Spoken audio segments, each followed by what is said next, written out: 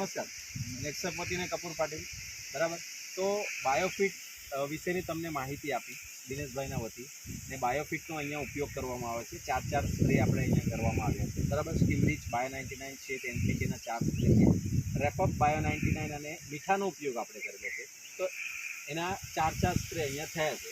તો એના તમારી શેરડીમાં તમને શું ફરક લાગે છે? બરાબર.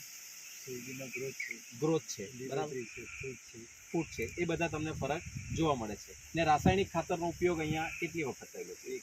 એક જ વખત થયો છે. તેના પછી રાસાયણિક, એટલે 6 મહિના દરમિયાન રાસાયણિક ખાતરનો ખાલી એક વખત ઉપયોગ છે અને આપણા 4 સ્પ્રે કરવામાં આવેલા છે. તો ફૂટ અહીંયા સારી છે, પાનની જાડાઈ, લંબાઈ અને ગ્રીનરી અહીંયા જોવા મળે છે. બરાબર.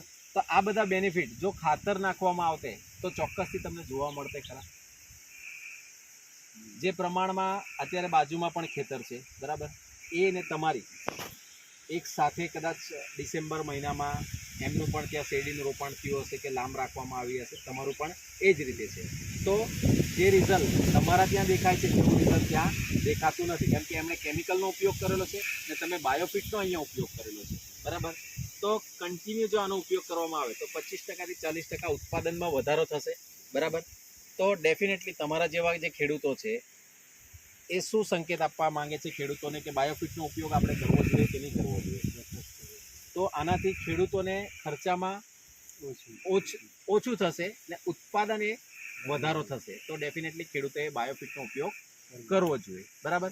આગળ પણ આપણે એક વિડીયો બનાવશું જ્યારે આપણો પ્લોટ હાર્વેસ્ટ એટલે જ્યારે કટિંગ થશે તે ટાઈમે આપણે તો શું એવરેજ આપણને જોવા મળે છે. નોર્મલી અહીંયા તમારા 1 વીઘાની શું એવરેજ આવે છે? અહીંયા